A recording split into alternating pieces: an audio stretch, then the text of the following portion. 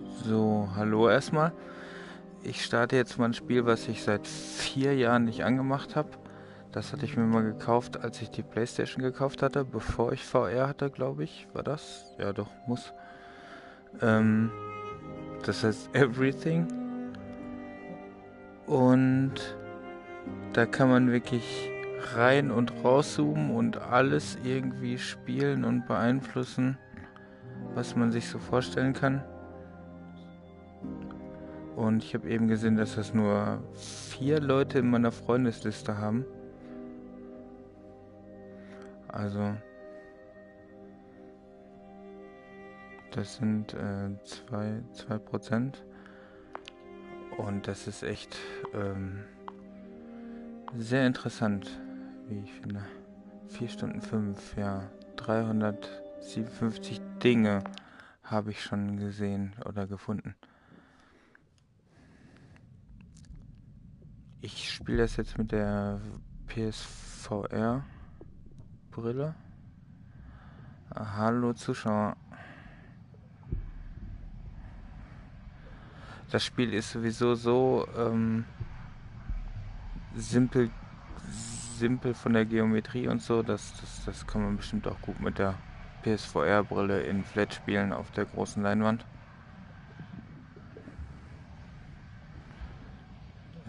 Wie konnte ich nochmal rauszoomen? Stealth Bomber? Ach ja, hier gibt es ja auch komische Sachen.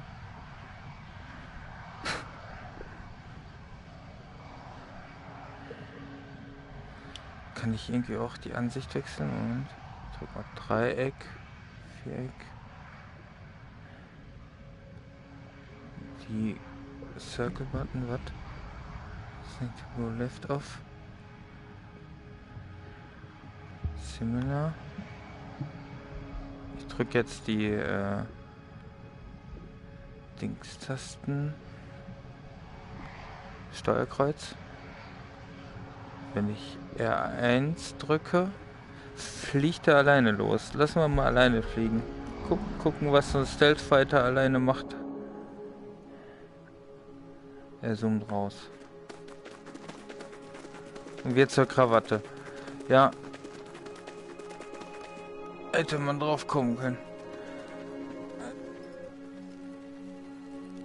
Ja, das Spiel ist am Anfang ein bisschen merkwürdig, aber irgendwann entdeckt man so die Strukturen und es ist wirklich ein Erlebnis. Ich muss gleich mal mein Handy von der vom Ladekabel holen. Dann kann ich auch auf die Kommentare reagieren. Aber ich finde, das Spiel ist zeigenswert. Ich weiß gar nicht, ob das momentan im Sale ist, aber da hatte ich gerade voll Bock drauf, als ich gesehen habe, dass ich das habe. Und noch nicht ewig nicht gespielt. Ja, da kommt auch schon ein Kommentar. Ich grüße auf jeden Fall schon mal prophylaktisch.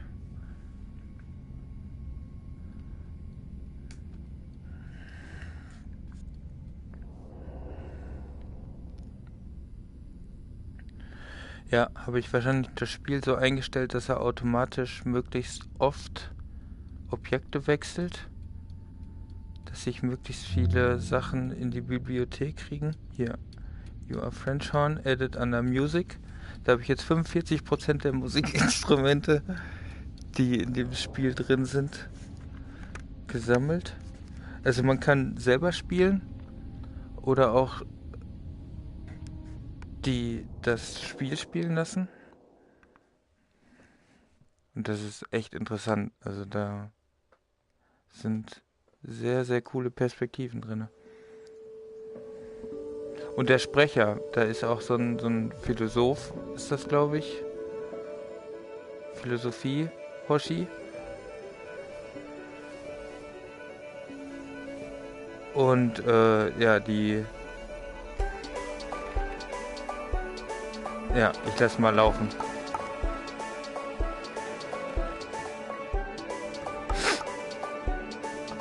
Kann noch einen Schluck trinken.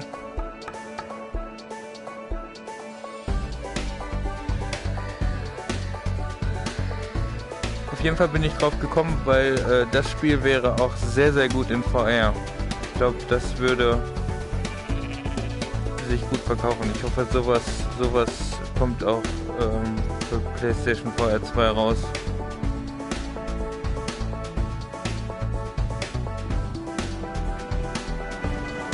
Katamari in VR wäre auch richtig cool.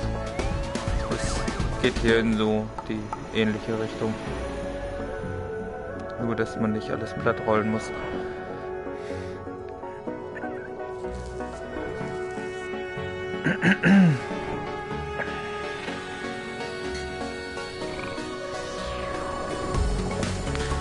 Ach, Moment. Ich kann ja jetzt zum Handy gehen, während die Sequenz läuft. Das ist jetzt nur so eine Zwischensequenz. Die trackt ja nicht.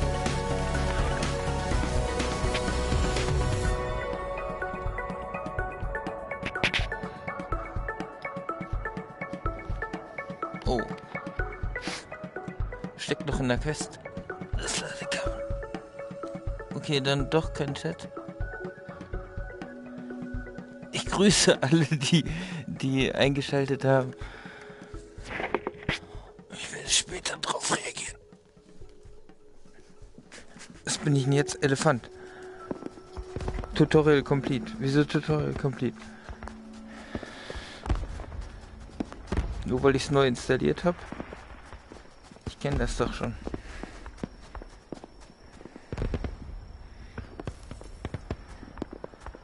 Dokumente im Remote.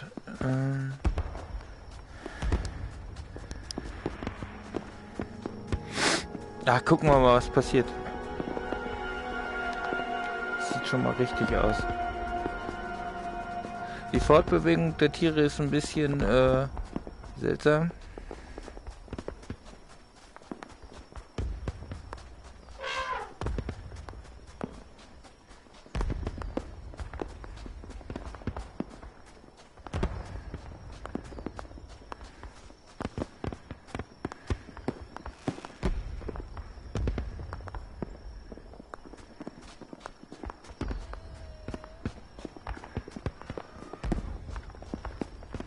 Warum sind da so viele Kommentare?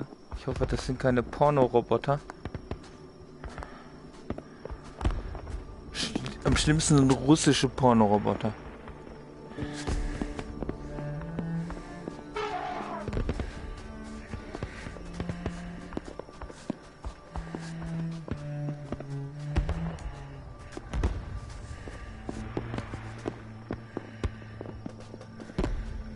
Wieso bin ich so lange Elefant? Ich will nicht Elefant so lange sein. Und wo ist mein Joypad? Obwohl, ich wollte eigentlich gucken, was passiert, wenn das Spiel alleine spielt komplett.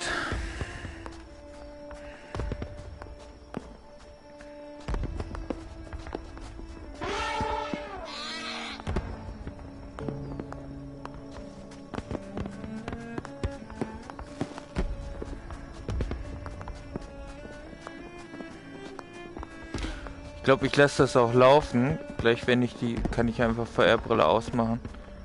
Dann gucke ich morgen früh mal, wie viele das Ding über Nacht gesammelt hat. Weil wenn hier Flugzeuge drin sind, und dann lasse ich das Ding noch einfach mal alle Flugzeuge sammeln. Gucken, ob man das einstellen kann. Das wäre ganz cool. Was ist das denn? Gürteltier.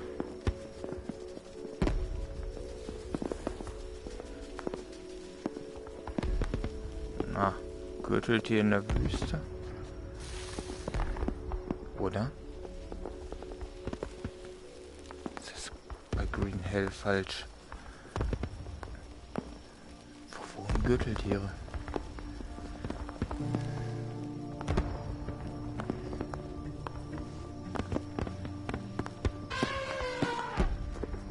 Achso, ich nehme mal das Joypad, dann kann ich auch, dann kann ich vielleicht die Perspektive noch verändern. Oh Mann, da steht hier ein Teller in meinem Zimmer.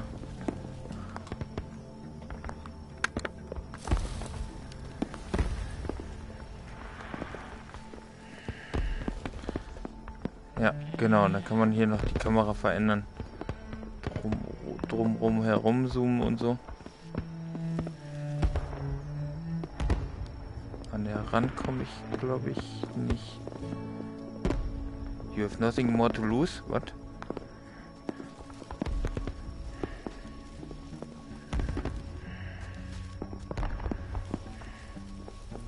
Warte mal, jetzt spiele ich mal selber. Ach so, da vorne sind hier Interaktion-Dinger. Ich kann meine Größe ändern, wann immer ich will. Das ist schon mal cool. Kommen wir auch schneller voran bestimmt, oder? Ja, geht so.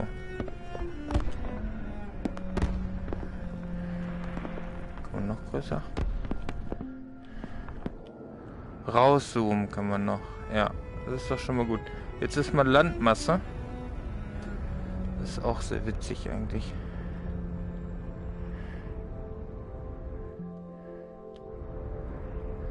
Ja, ich zoome mal noch weiter raus. Was ist das denn? Sandkontinent. Nein, rauszoomen. Planet. Bewegt er sich nicht. Ist sehr schwerfällig. Wer hätte das gedacht? Aber ich kann ihn aber bewegen, glaube ich, oder? Was ist das? Sonne. Supermassive Sun. Boah, das wäre so geil in VR.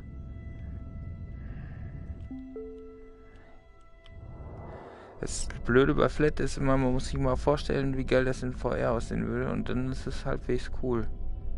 Aber es ist trotzdem nicht VR.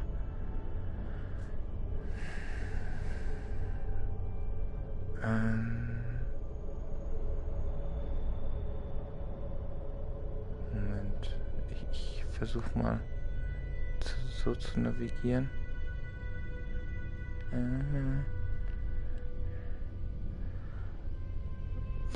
Ich hoffe immer, dass ich hier noch so eine Sprecher Interaktionsdingens finde. Hä? Warum steuert sich das jetzt so doof? Moment. Da.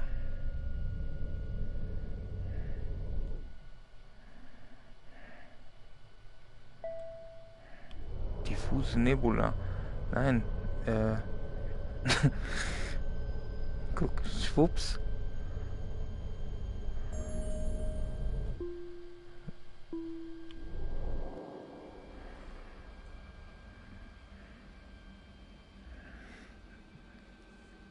Ja, ich glaube, sowas sehe ich vorher auch bestimmt. Ne? Das sieht in Flat schon total irritierend aus.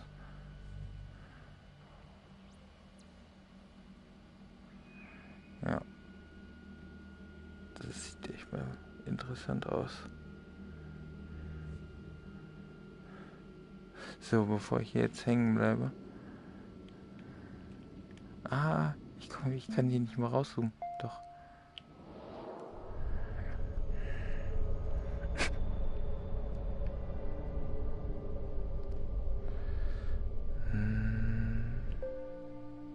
Superstar Cluster. Elliptische Galaxie, das klingt doch interessant. Was gibt's hier zu gucken?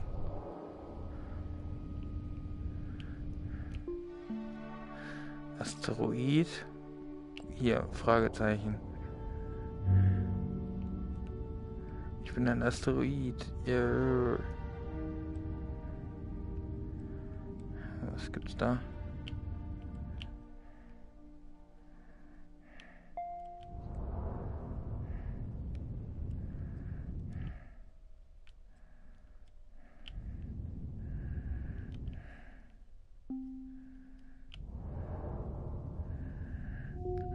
ein Sandplanet.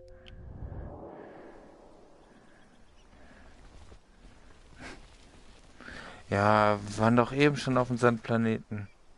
Kennen wir alles schon. Und ich muss mal wieder rauszoomen. Ach so, ich muss R2 drücken zum Rauszoomen. Und L2 zum Reinzoomen. Gut, das erleichtert uns die Fortbewegung. Nein! Oh.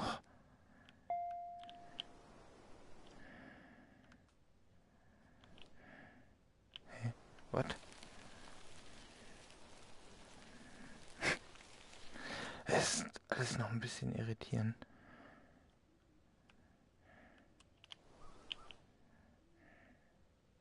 Wieso?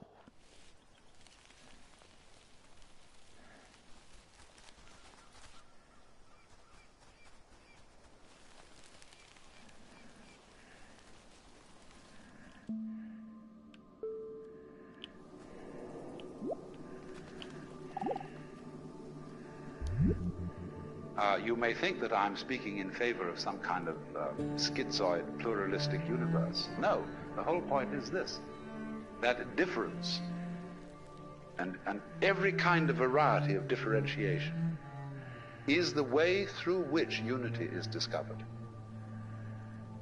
And the fact that men and women, for example, as a primordial kind of difference, never can really understand each other is tremendously exciting. Because that's a way by which something happens. If it makes a difference, then it's there. If it doesn't make a difference, it doesn't matter. And what doesn't matter doesn't exist, because it has no matter. So when you get this extreme sense of your own existence as a rather painful fact in the middle of everything else, the everything else feeling and the you feeling are two poles of one and the same process. So that the real you is what lies between these poles and includes both of them. This is one of the oldest ideas in the universe, that the universe is the interplay of difference, and the primordial difference is between up and down, back and front, black and white, is and isn't, male and female, positive and negative.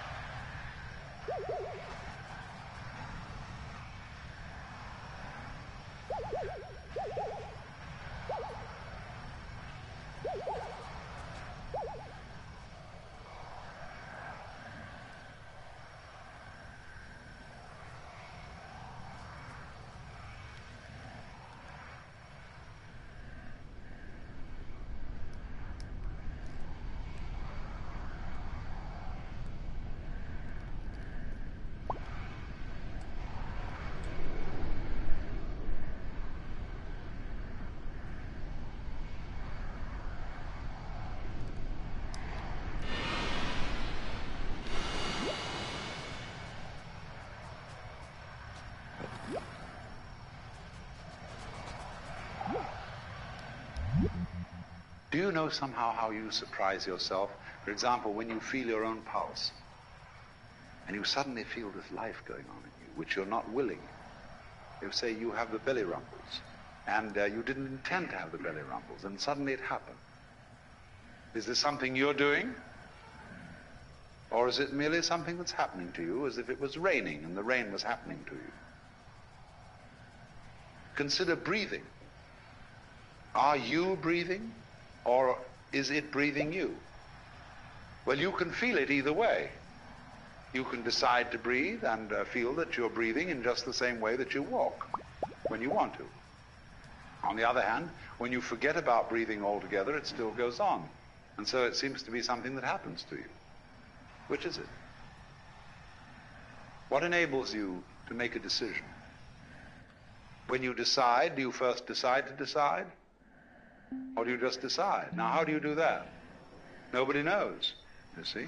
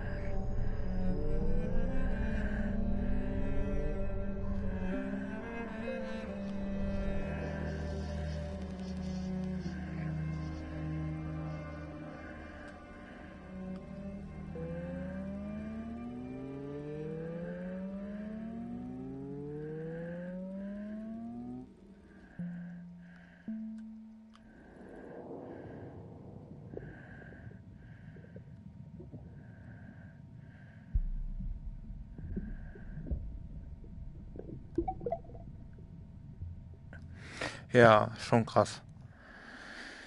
So, habe ich jetzt das Mikro. Jetzt ist auf jeden Fall an, glaube ich. Ja. Oh, ein Holzsplitter. Bin ich aber schon ziemlich weit gekommen. Oh. Ein Bärtierchen. Ich will ein Bärtierchen sein. Warte. Ich habe Turbo hier. So. Guckt. Strengt der Stock sich an. Bitte. Tardigrade. Juhu. Ja, das ist ein cooles Ende. Obwohl, ich wollte es ja weiterlaufen lassen. Dann kann ich Better Call Saul nicht zu Ende gucken. Das ist auch blöd. Das will ich auch nicht. Don't forget you can dance by pressing Y.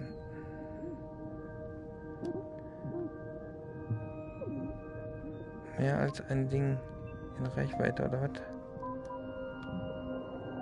Nein, ich will wieder zurück.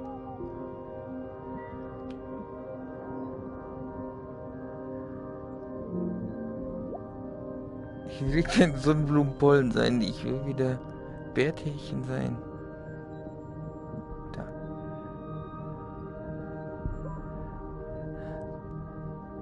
Ja, wenn man jetzt Pollen ist, ist das Bärtierchen auch viel größer. Das ist voll cool.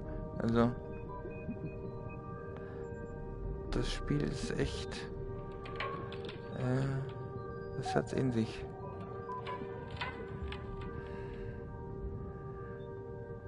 Da wundert man sich oft, was sie sich für Mühe gegeben haben. So.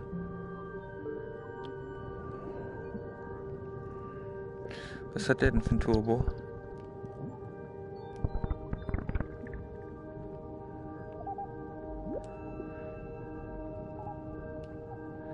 Kann der... Plankton kann er nicht tanzen.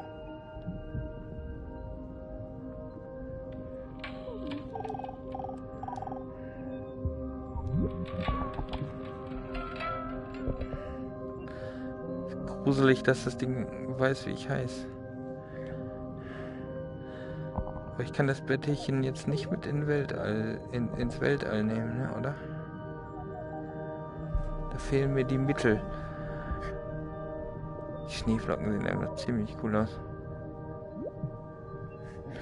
Oh. Eine Tonbandaufnahme.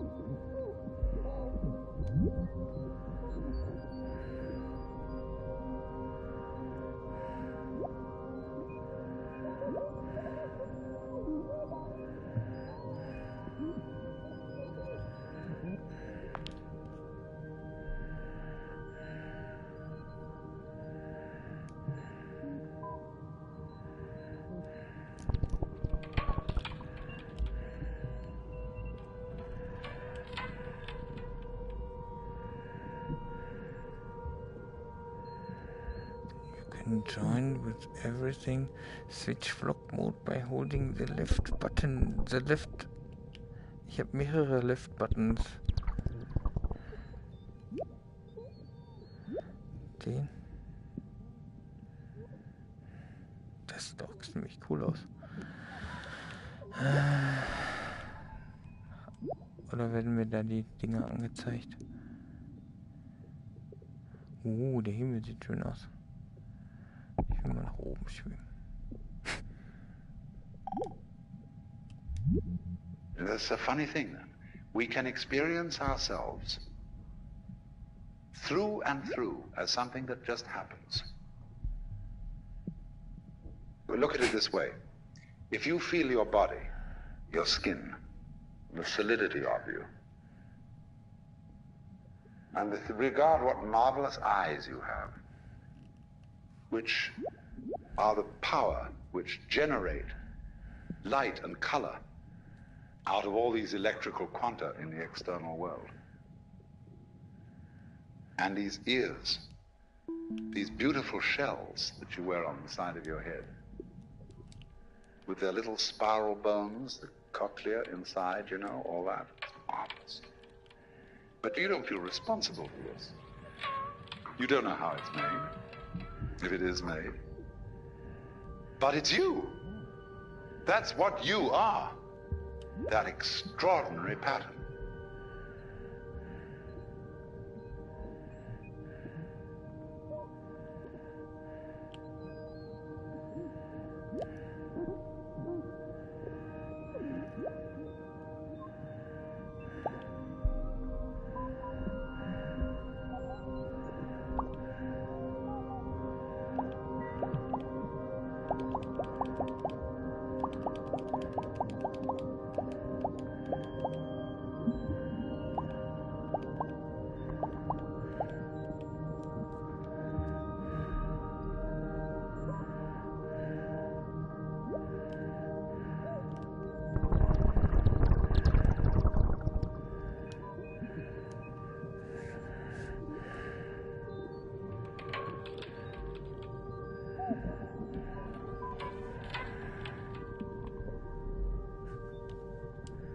Cool, oder?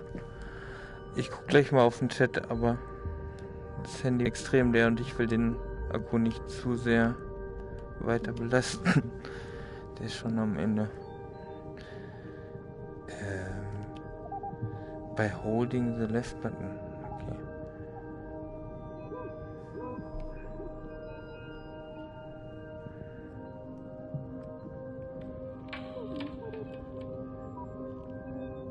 Ich krieg das nicht hin.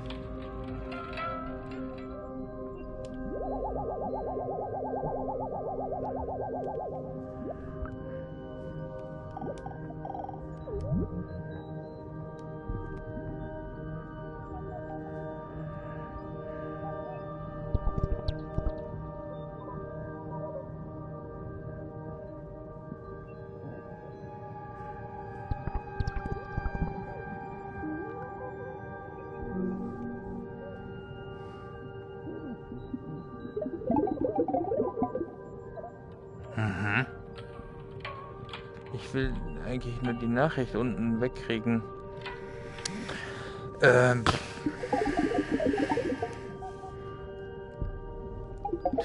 Steht da unten, wie man das wegkriegt? Nee. Da in ganz klein das, was man nicht lesen kann. Ja, Fluorin. Jetzt genug über Fluorin gelernt hier. Was stand da von Autoplay? Was ist das denn? Die Nachricht ist sehr cool. Uncool.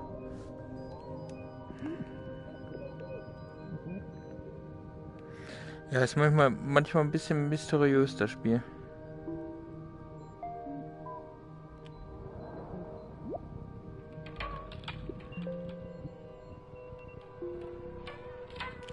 Ich will kleiner werden, Moment. Da ist er wieder. Sodiumatom. Ja, das ist doch mal schick. So, und ab da lasse ich mal laufen. Das sieht auch schick aus. Was ist das?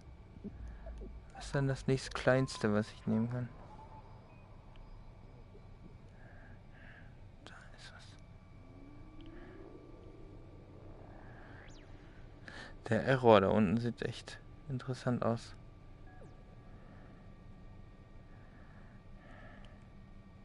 Was ist das? Ach so, das ist was Größeres. Ne, ich muss... The extraordinary thing is, you see, that this is you.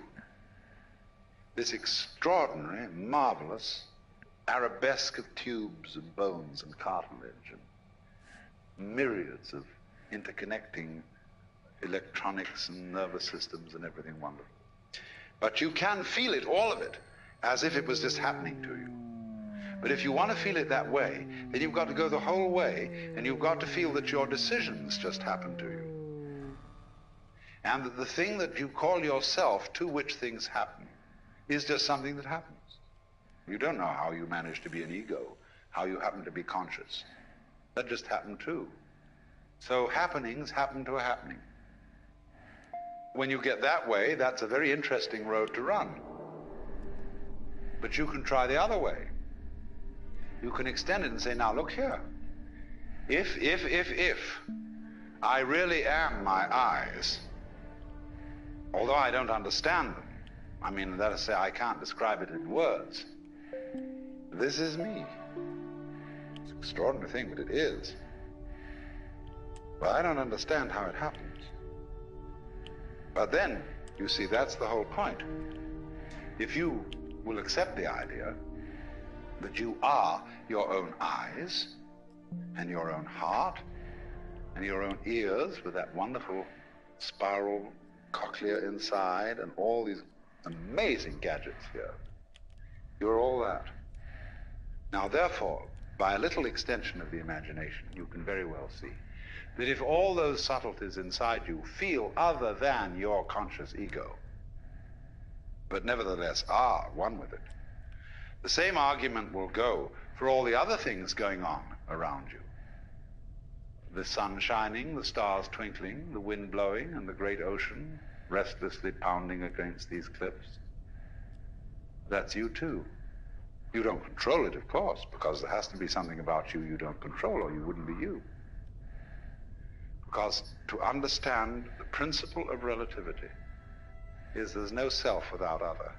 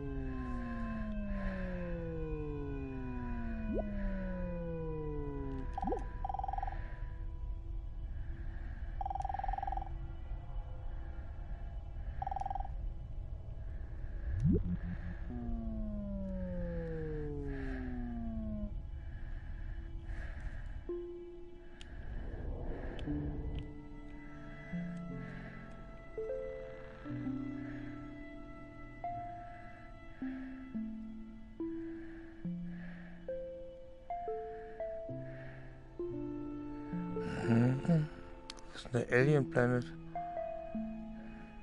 Green.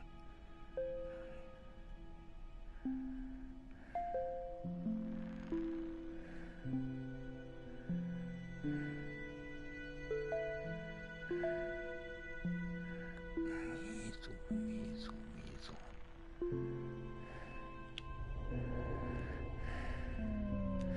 Habe ich den vielleicht zu klein gemacht? Idiot. Was ist das denn hier? Ein hässlicher Planet.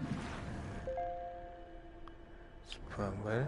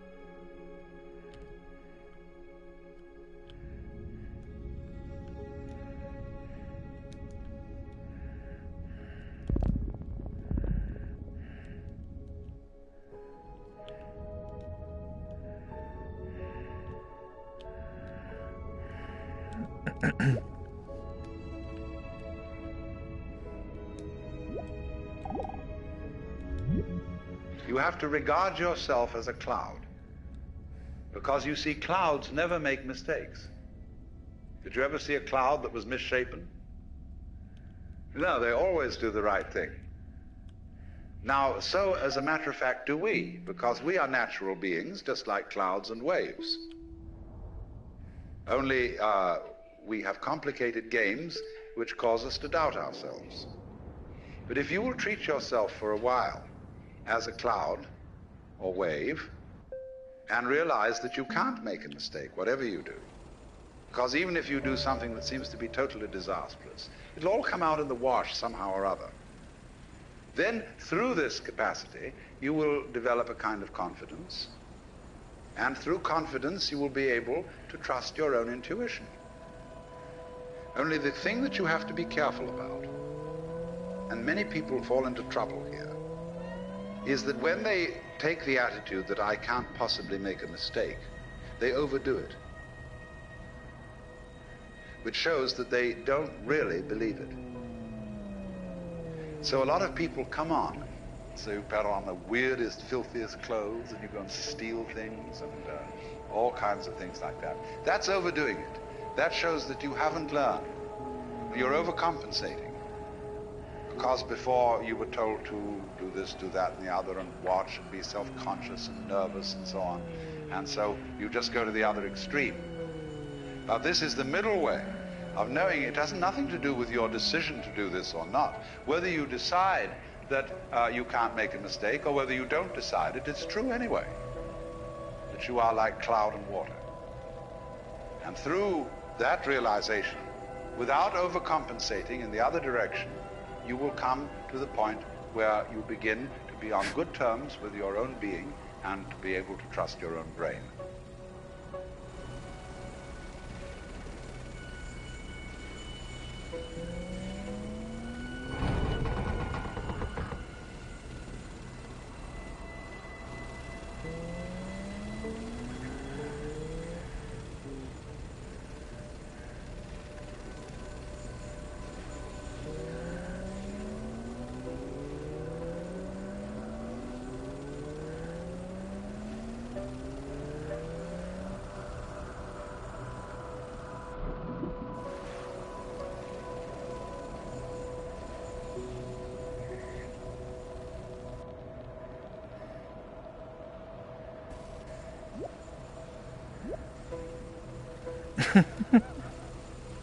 So, ich glaube, ich schalte jetzt um auf den Fernseher, lasse den Stream überlaufen.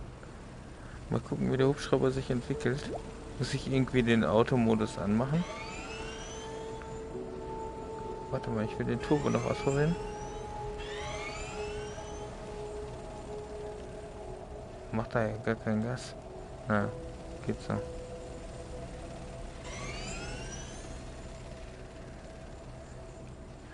So, ich lasse den mal hier alleine.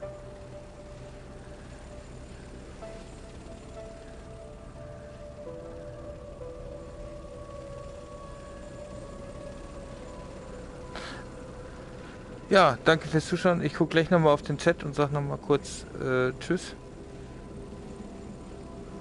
Ja, jetzt geht der Automodus an. Oh, guck mal. Da waren, Nordlichter. Ist ein cooles Spiel. Ist auch öfter im Angebot. Unter 5 Euro auf jeden Fall. Sehr interessant. Okay. Ich sag schon mal Tschüss.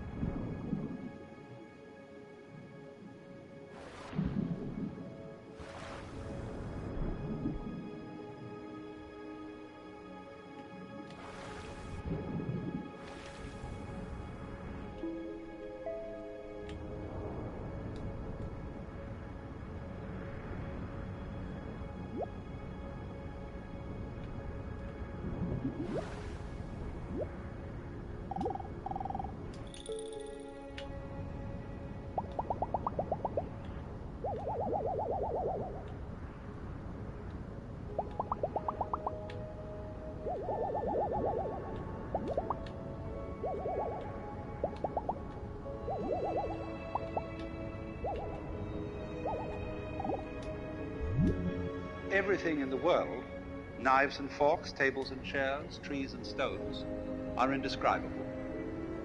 We can't say anything about everything. Because in order to say something about something and state it logically, you have to be able to put it in a class. Now, classes are intellectual boxes.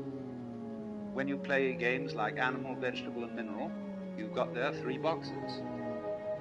And when you come to think of it, you don't know what any 2 of those boxes are really without the third, or especially you don't know any one without another. Because in order to have a box, there must be what's inside the box and what's outside the box. And then by this method of contrast, we can make a logical discussion about things. But then, when you come to something which is completely all-inclusive, to what fundamentally is, then you're without a box, and you can't talk logically. Of course, you can distinguish is from is not, but only in a very limited way, as I can say, I have a pen in my left hand, I do not have a pen in my right hand. And from this we abstract the idea of to be and not to be, is and isn't. But when we consider being with a capital B, this includes not only such is as celestial bodies, but also such isn'ts as the space that encompasses them. And these 2 go together.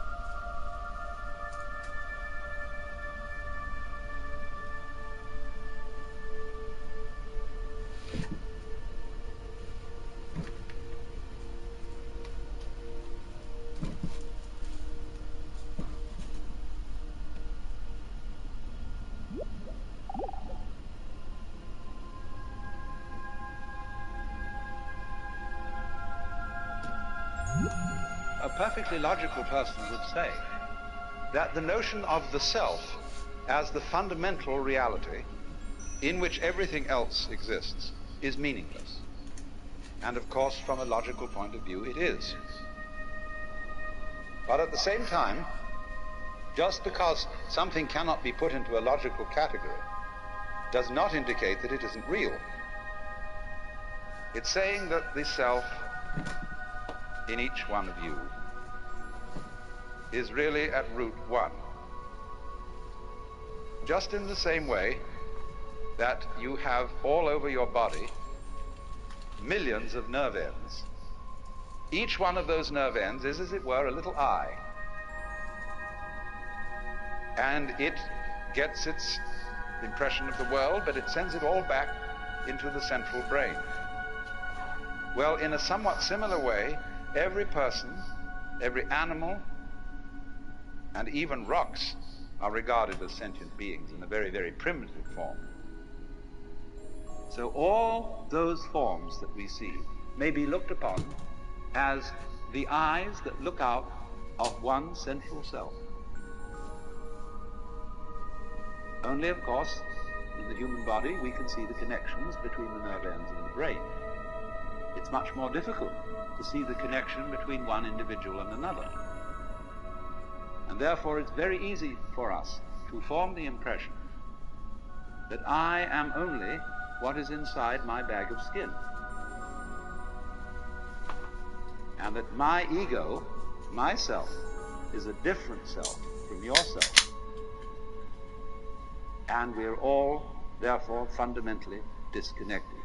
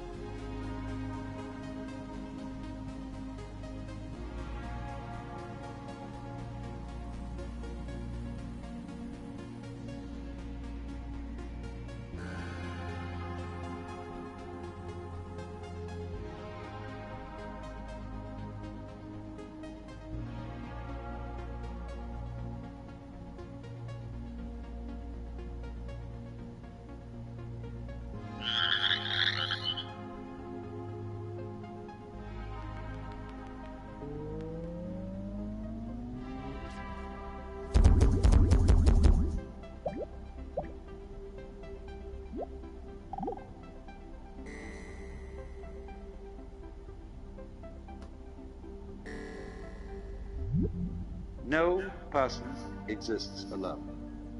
And we need, in order to live, the cooperation of a community, of a society, not only of people, but also of plants, many kinds of animals, insects, bacteria, air.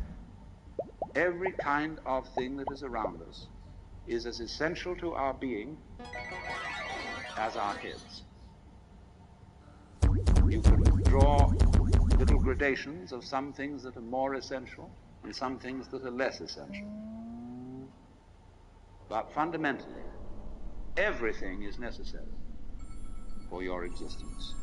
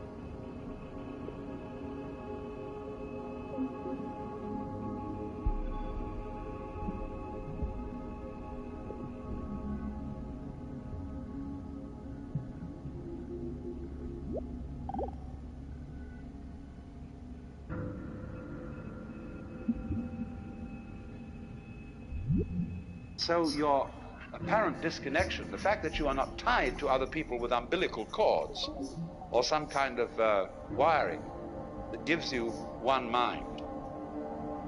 Nevertheless, we do have one mind, in the sense that, for example, all of us turn out to be approximately the same shape. 2 eyes, 2 nostrils, a mouth, 2 hands, 2 legs, and so on. But going yet deeper, we find that it's somehow a necessity of thought that there be some sort of a something which is the common ground of all these universes, all these galaxies. And that ground is the self. Now that's quite a startling point of view, because what it's saying is, you see, that you are basically the works.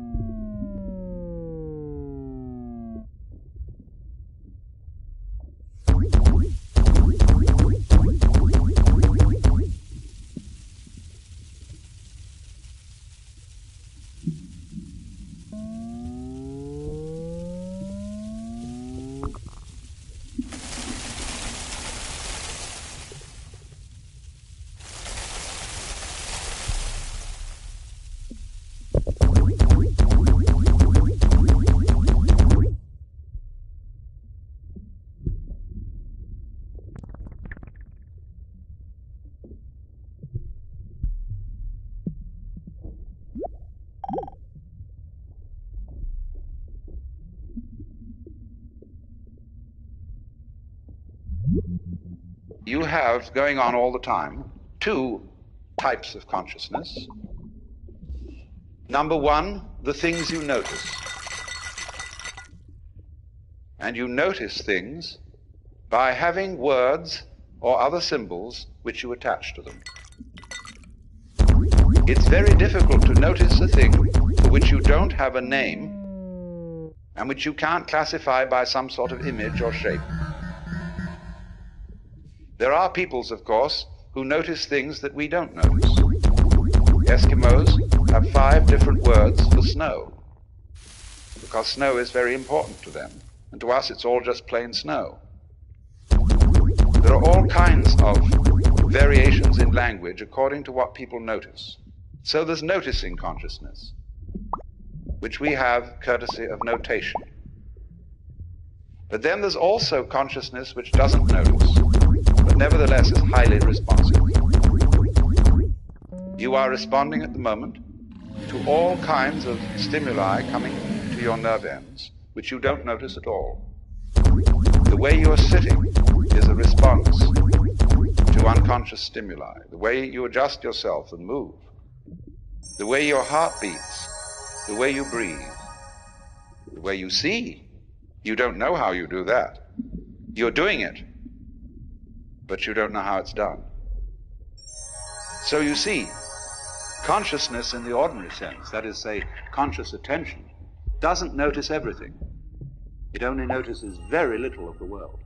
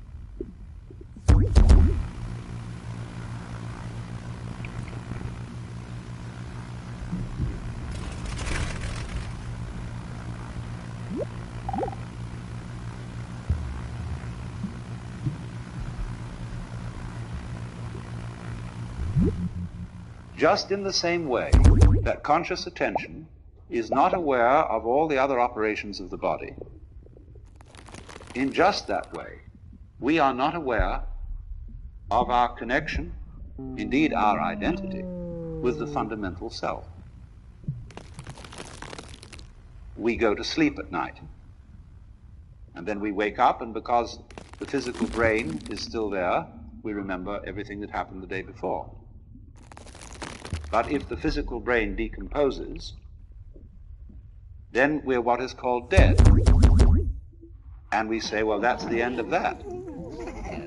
But when the leaves die and fall off the trees, or the fruit drops, next year, more leaves, more fruit.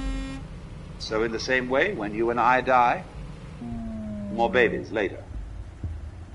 If the whole human race dies, you bet your life. There are all kinds of things that feel that they're human, scattered throughout the multiplicity of galaxies. Because this universe is a peopling universe. But because we are unconscious of the intervals, we are not aware of the self with our conscious attention when conscious attention isn't operating. But still, just as you don't notice what your pineal gland, say, is doing at the moment, so in the same way, you don't notice the connections which tie us all together, not only here and now, but forever and ever and ever and ever.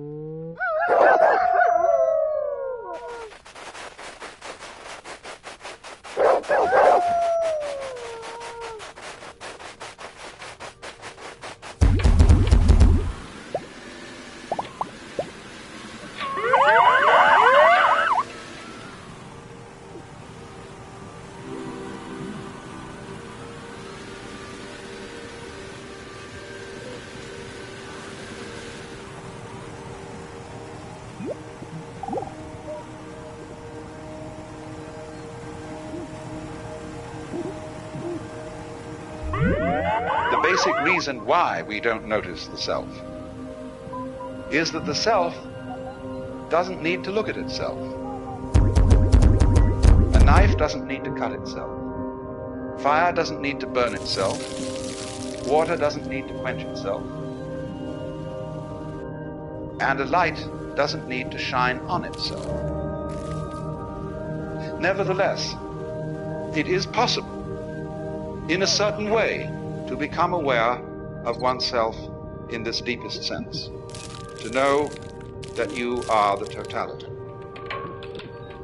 To wake up from the hallucination that you are just poor little me, from that kind of hypnosis, and discover that you are simply something being done by this vast, indescribable self, which is out of time, which has no beginning, no end, neither continues nor discontinues. It's beyond all categorization whatsoever. So when you are trying to know the self, you have to get rid of every idea in your head and see this everyday world just as it looks now, but see as clearly can be that it is all the self.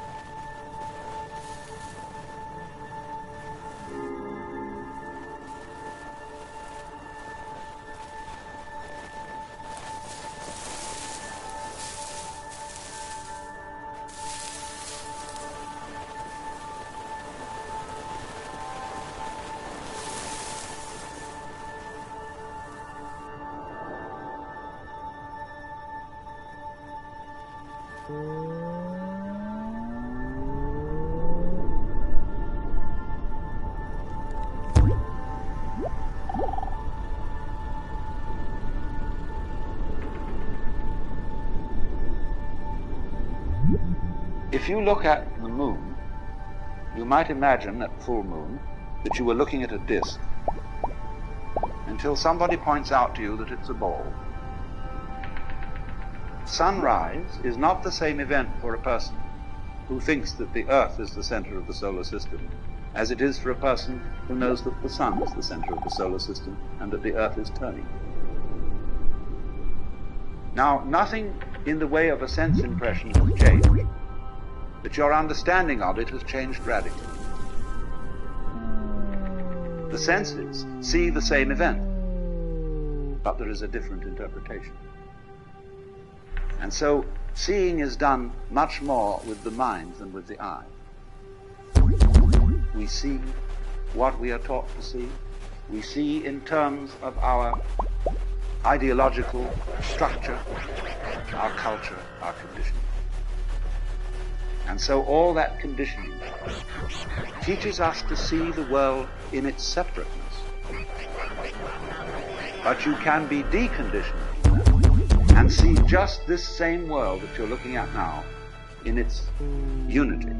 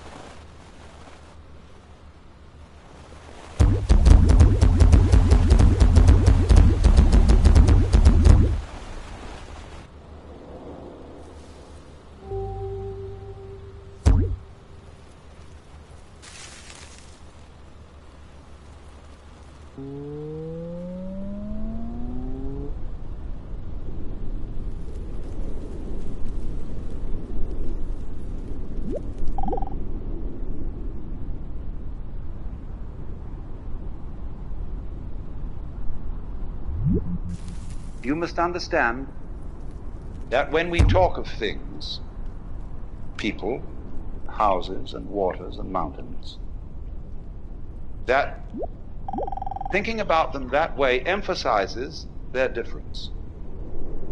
It stresses differentiation. But you see, you don't really know what differentiation is unless you know what sameness is. Just as you don't know what to be is unless you know the meaning of not to be. And the boundaries of things which outline them, we say, well, I begin maybe up here, and above my head it's not me anymore. So this cranium thing, this skull with hair on top of it, divides me from space. True if you want to look at it that way, but it's equally true that my cranium joins me to space. Imagine what would happen to me if there weren't any space around me. My outline would thereupon disappear.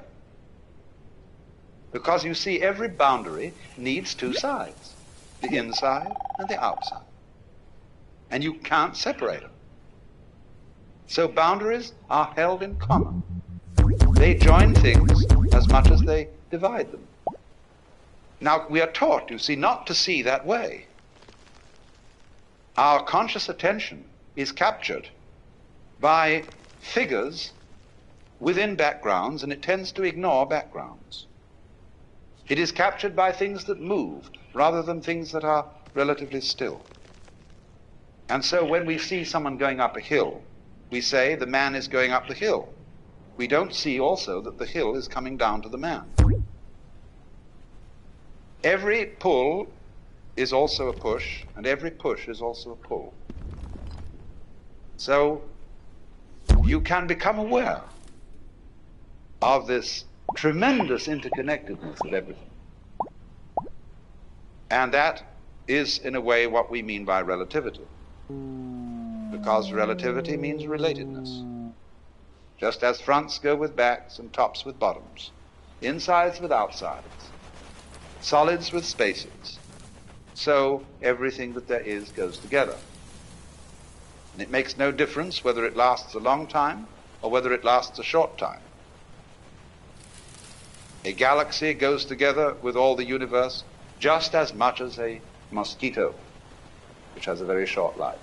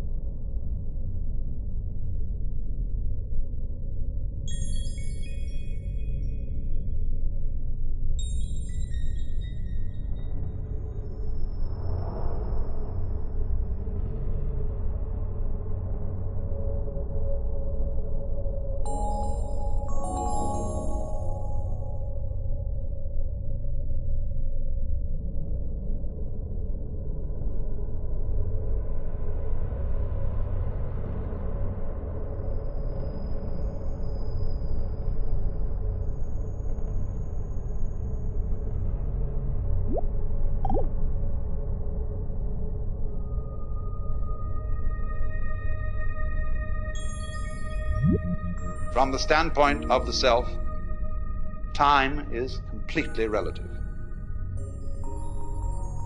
You can have, if you scale it down, as much time between two of those very rapid drum beats as you can in eons and eons and eons. It's all a question of point of view or level of magnification. Change your magnification on your skin, take out a magnifying glass, and you don't see the familiar skin anymore. You see all the pores with hairs sticking out. Change it again and get a microscope, and you see cellular structure. Get an ion microscope, and you see molecules. And we know that it can get smaller and smaller and smaller, and that the spaces between these minute units are so vast that they're comparable to the distances between sun and planets in scale. So also with time. So in this sense, there could be vast, vast universes full of empires and battleships and palaces and brothels and restaurants and orchestras in the tip of your fingernail. And on the other hand, we could be all going on in the tip of somebody else's fingernail.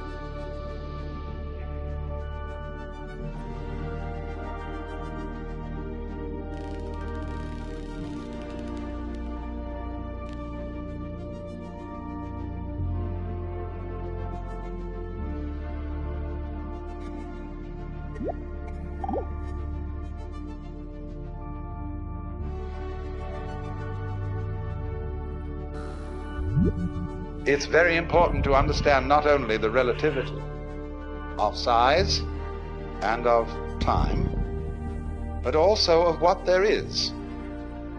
Now, as you know, the human senses respond only to a very small band of the known spectrum of vibrations.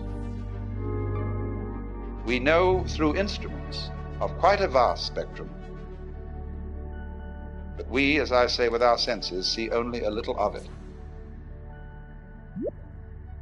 If our senses were in some way altered, we would see a rather different looking world.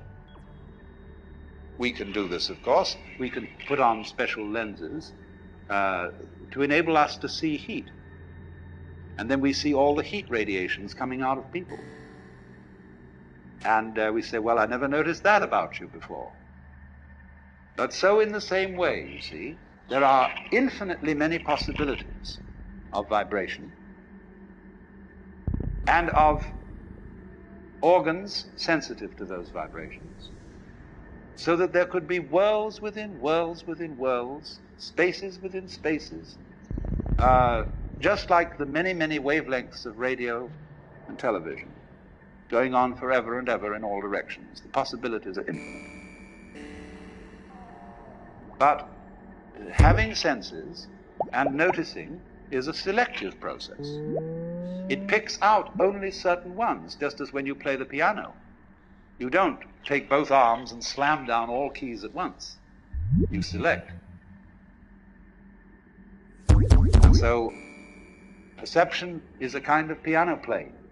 It is picking out certain things as significant, that is to say, as constituting patterns.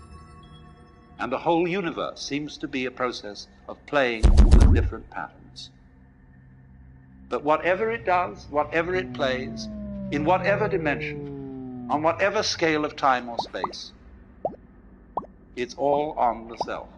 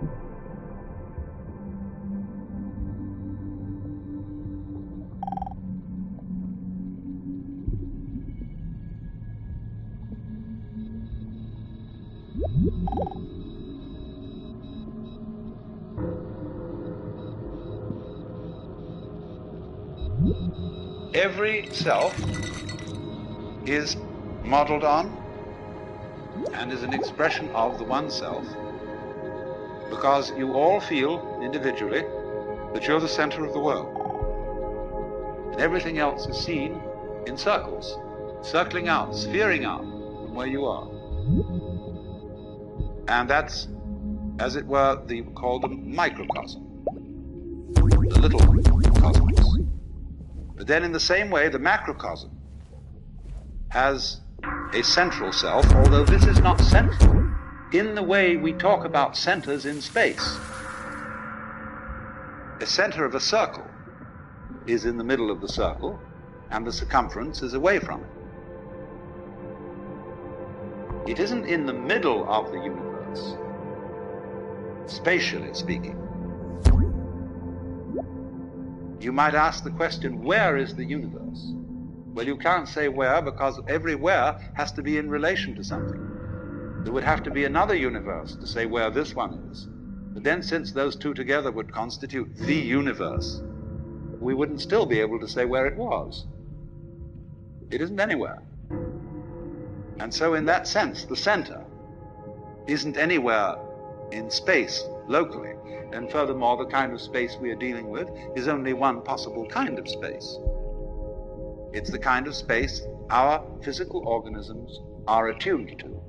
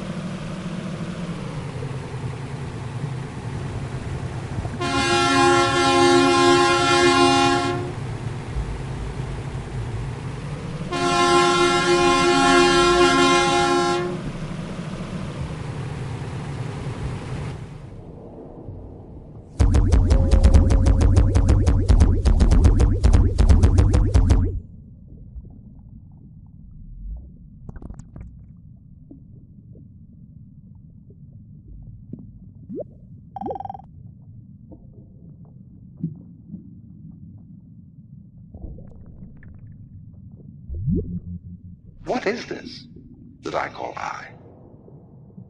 That's one of the very fascinating questions. It teases us out of thought to think about death in the sense of going to sleep and never waking up. Imagine that. And you find you can't. And yet it's a thought that although you can't get to grips with it, it remains fascinating. Also the question, how is it suddenly that you awakened into this world? Where were you before? And that's the same sort of weird question as what it would be like to go to sleep and never wake up. What was it like to wake up having not previously gone to sleep? It's very mysterious. But as you go on and plumb this question, you begin to develop the feeling that your existence is exceedingly odd. In many ways odd. Odd because it is here and it so easily might not have been. After all, if your father hadn't met your mother, would you be here? Now, of course, somebody would be here, because he might have met somebody else. Would that be you? Of course it would. Don't you see? You can only be you by being someone. But every someone is you. Every someone is I. That's your name, you say. It's me. I am here. And everybody feels that I in the same way. It's the same feeling, just like blue everywhere is the same color. So I-ness being, as it were, the most fundamental thing in man is also fundamental to the universe. It too is I. And our I is a special case of it, coming out from the, in quotes, central I. So you see, there's really nothing to worry about, because the important you is perfectly indestructible. It's what there is.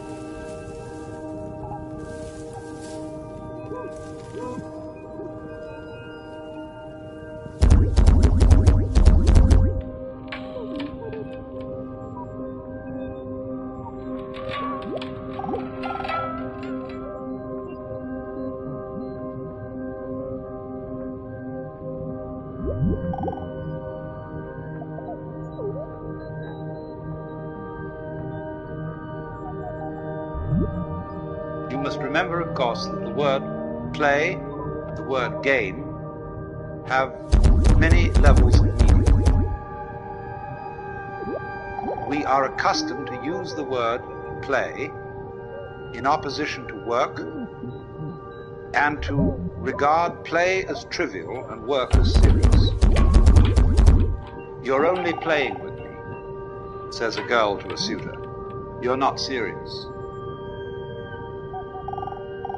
We also use the word play in a non-trivial sense. We say, "I went to a play." Well, what did you go to? Oh, it was Hamlet, a tragedy. But it was still a play. I say too, when I do philosophy, like I'm doing with you, this is entertainment.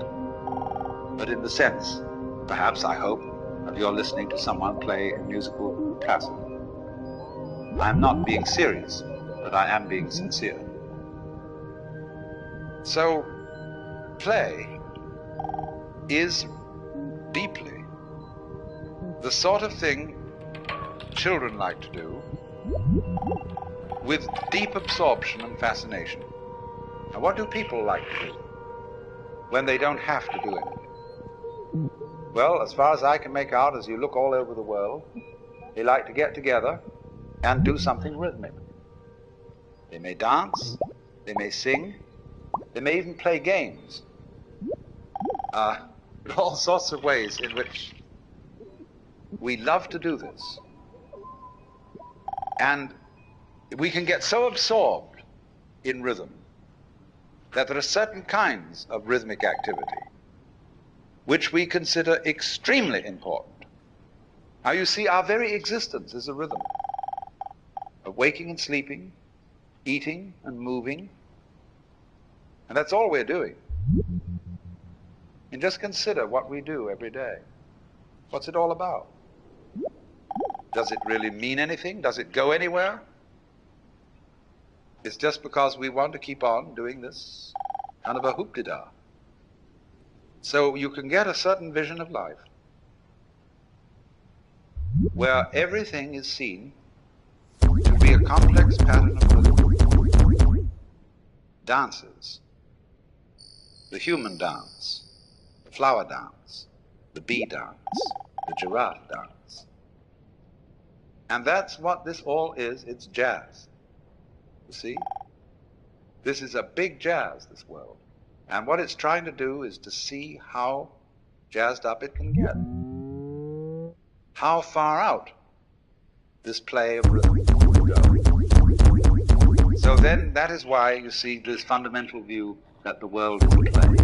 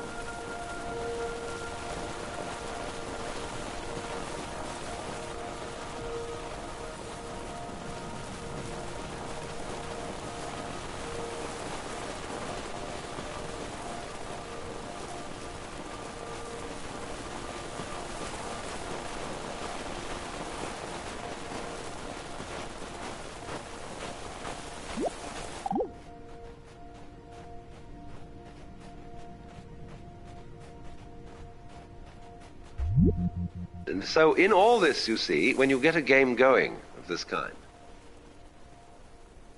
there comes the point of what you might call emotional investment. When you feel that the outcome of this particular feature in the game is urgent. See, this matters. And it's up to you what you think matters. We teach our children what matters, what's important for them to learn. And we teach them basically that it's important to live. You must go on. That's terribly important. But when you see you have this terrifying urgency to go on, and feel you must, this is important, this matters, we screen out of our consciousness the fact that this is our own volition and our own game, because we are captivated by the illusion of the necessity and the importance of going on, to keep other people going on, to keep children going on, to keep this thing up. And the difficulty is that as we become disturbed and anxious about this, it's more difficult to keep the game going. In proportion as we are frightfully concerned to survive, we start fighting other people. We start clobbering our neighbors who are stealing our crops, and whatever it is, all the old fights start. And it is these fights which, more than anything else, at the moment, you see, are endangering the entire human project. But all based fundamentally on the illusion that it's utterly important that we survive. The illusion that I am going on, that I constitute a real continuity from this moment to the next moment, to the next moment, to the next moment.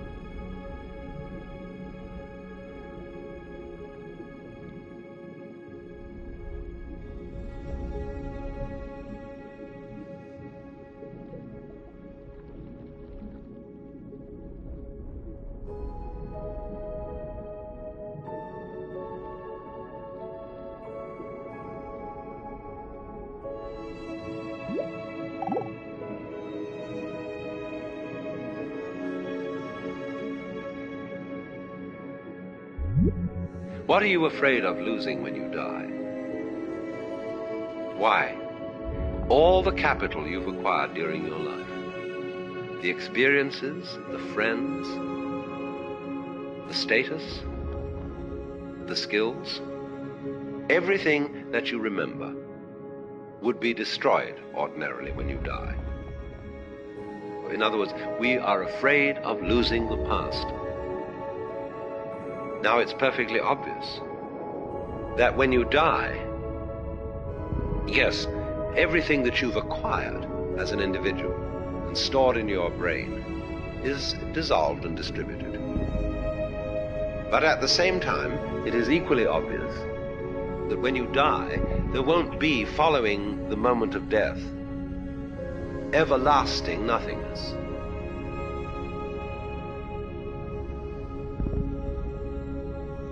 When you die, you're always reborn, just as you were before.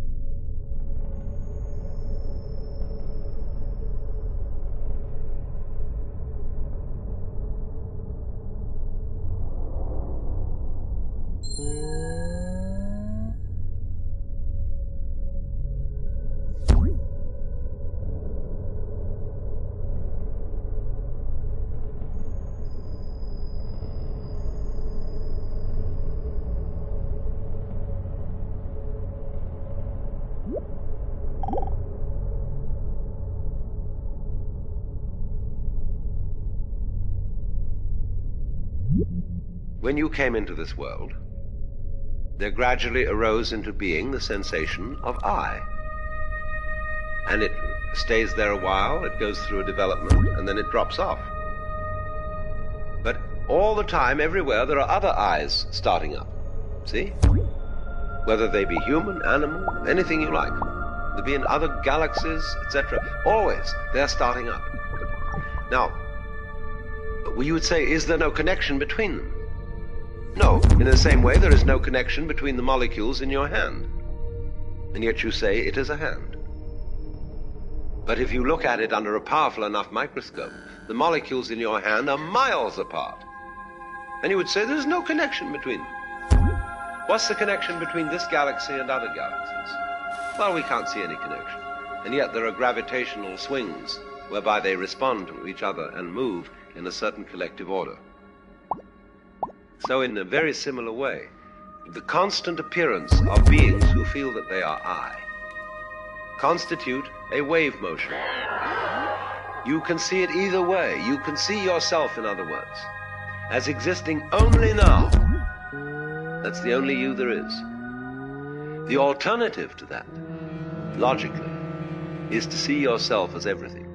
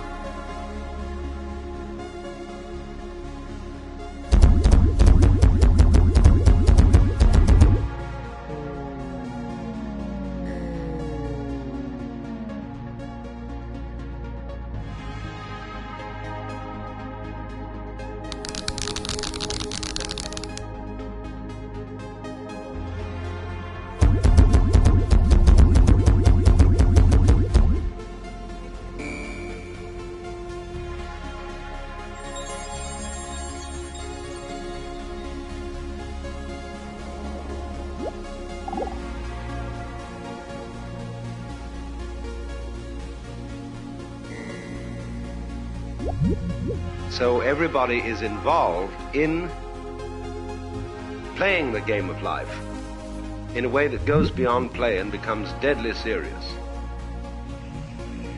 And as a result, the whole of existence is lived in a state of constant frustration, because you are trying all the time to hold together and to preserve something which in the long run can't be preserved at all. And therefore, in response to this cry of pain, which everybody puts up as a result of being in this situation, of trying to hold on to things, the wisdom of the various ways of liberation, be they Hindu, Buddhist, or whatever, is saying to everybody, look now, cool it, wake up. This is the kind of thing that's going on, and you are not a captive in a trap. You're not just some mere little measly being that somehow or other was brought into an insane universe. But you are what the thing is. You are not the victim. You are the system. Only you have identified yourself with a one wave in it. That is to say, a particular accumulation of memories, of associations, of skills, of things that you've learned. And you don't want to let go of them, because you found in that accumulation of memories, which you call yourself, an identity. So you know where you are, or think you do. But actually, you don't need to be anywhere. Where is the universe? Think up an answer to that one. And so the question, where is the universe, is really ultimately the same question as where are you? And so what this is saying is, look, let go. It's all right to play the game, be involved, work out the various intrigues, problems, creative projects, and so on that life involves. That's fine. But if you get involved in it so that you're hung up, this deprives you of delight and joy in playing the game. So the point is to get people unhung up on the whole thing.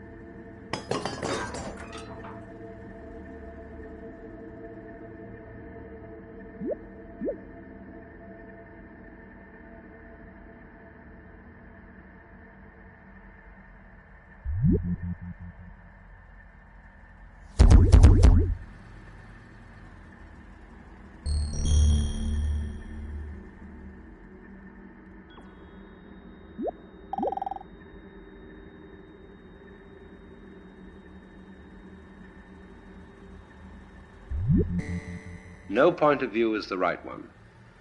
Infinitely many points of view are possible. But if you take a point of view and you insist that's the only point of view, then you're hung up on it. So long as you insist that black is black and white is white and that there are Republicans and Democrats and capitalists and communists and good guys and bad guys, it's a hang-up. So also between what is you and what is other than you. I would begin, you see, with the assumption that every person, every sentient being whatsoever, is I. I is simply the universe aware of itself at a particular place and time. That's what the word I means. And so the feeling that we call I is how everything feels on the inside. But it is always in a particular place at a particular time. And these particular places and particular times, they keep going on and on and on and on and on. Myriads of them, all over. And you feel that you are I just as much as I feel that I am I. And your I feeling and my I feeling are essentially the same. Only we're looking from different places. But it's all one I. Only we don't see this because we are hung up on the coming and going of I, on the particular circumstances in which every I appears. So because of our myopia, because our point of view is fascinated by the details and the differentiations between everything that's going on, the differentiations between people, the differentiations between generations, we are so preoccupied with that particular view of things that we're hung up on it. And we don't see that it's the same thing happening again and again and again. And that every I that comes into this world is you.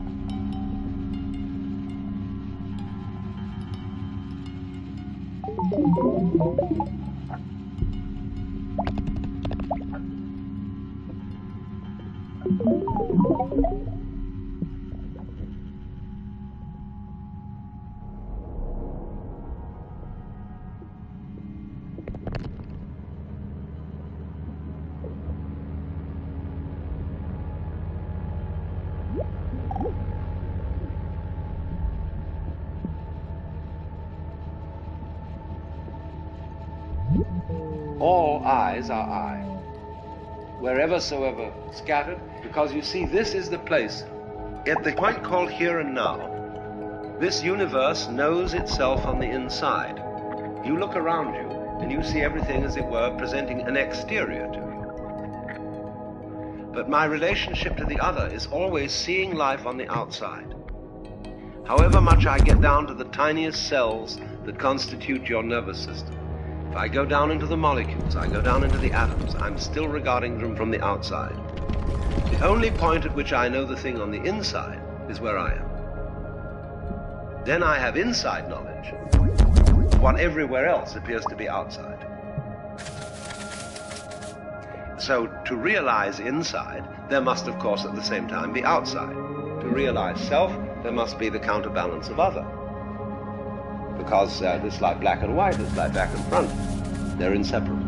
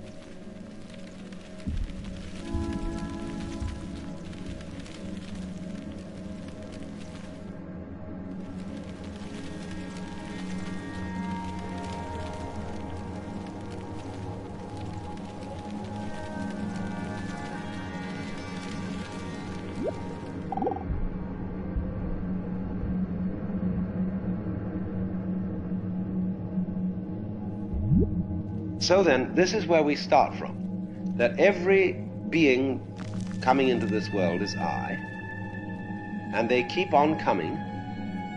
Doesn't matter how long the intervals are between their appearances. Supposing this planet were completely wiped out, that would be the end of this race, in just the same way as, say, a group of insects will eat their food supply up on a plant, and the whole population will perish.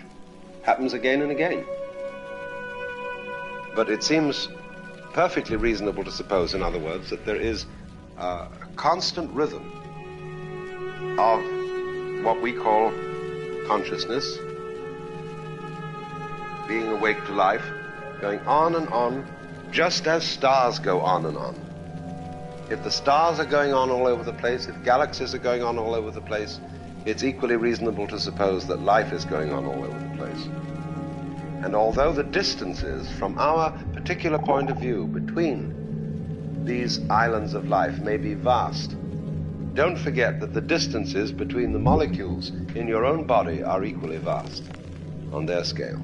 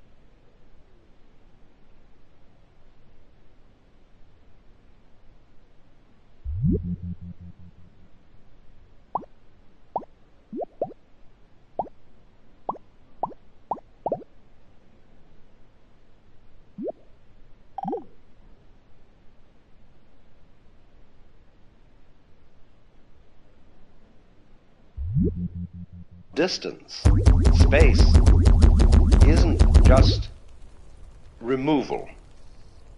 Space isn't just nothing. This is the grand delusion that space is somehow a thing to be ignored. This is very clearly explainable in terms of the Gestalt theory of perception. The Gestalt theory of perception is that we notice the figure and ignore the background. We notice what is a relatively small enclosed space and ignore the more dispersed. We notice what moves against what is relatively still, and what is relatively still is ignored. So likewise, when we get a constant stimulus of consciousness, we begin to ignore it and not to notice it. Consciousness tends always to notice novel things, novel changes in the environment. So the most unnoticed things in life are those which are the most constant and the most regular. And because you see you lose touch with the most constant and the most regular things, you screen them out of your general thought as insignificant. They don't matter. They're not there. And the most ignored thing is space. Because space is always the background.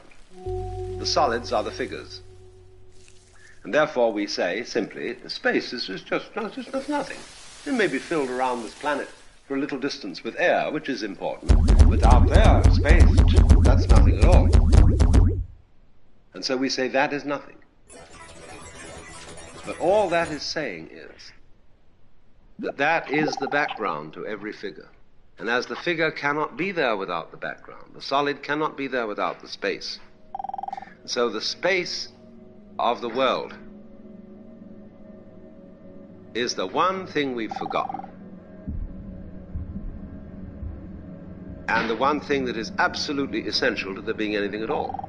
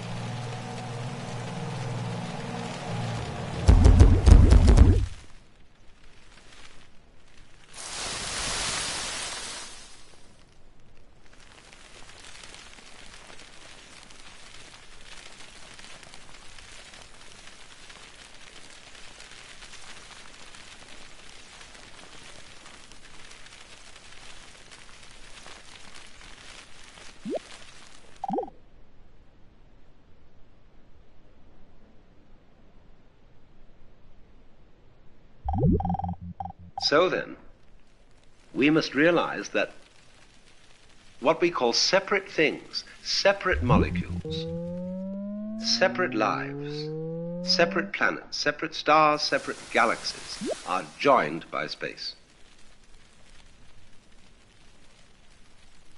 Space, in other words, is a relationship between solids. You would not be able to think about space without a relationship between solids. But so goes for everything. It is how it is spaced that creates the significance and interest of any being whatsoever. You say, for example, the human body consists of about 95 cents worth of chemicals. But how it's arranged. Playing a violin by a great master is just scraping cat's entrails with horsehair. But how it's done. See? So the order of the way things are distributed is the magic.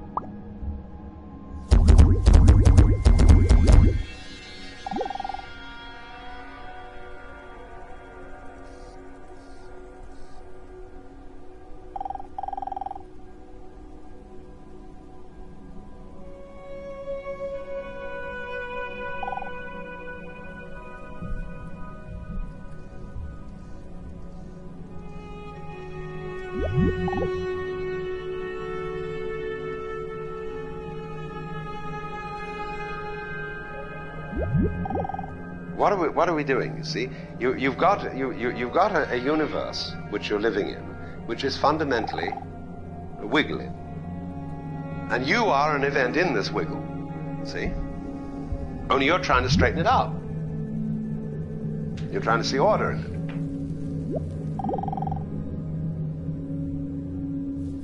and your doing this is itself a wiggle.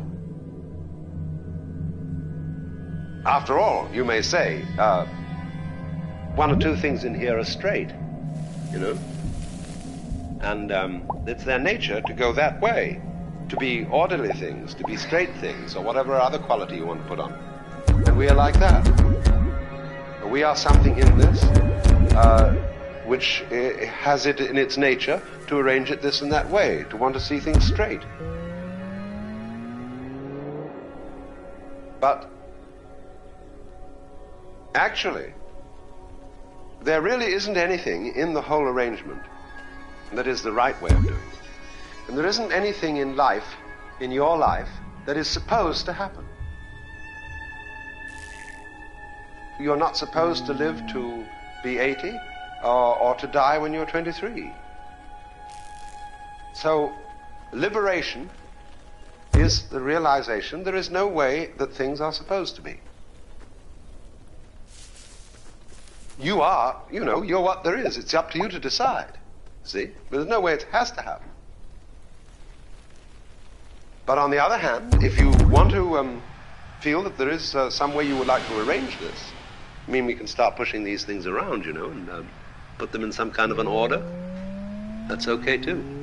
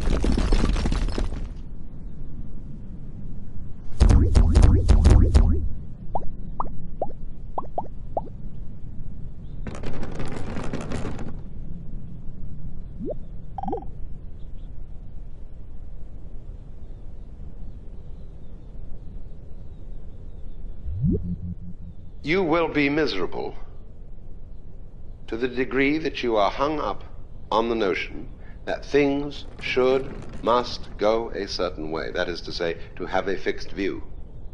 If you have no fixed view, you remain elastic. And about this, there is always something that can't quite be said. When we say, I have no fixed view, it sounds as if I were just a non-entity, like a moron. But there's another sense of an empty mind than that. Not the moronic empty mind, but the lively empty mind. The empty mind that can either let it alone or project patterns onto it. And especially do both. So that instead of saying what you really ought to do is to project no pattern onto the world and realize that it's all fundamentally senseless, is to say always do both at the same time. Project the patterns, but realize at the same time there is no fixed view that you should take.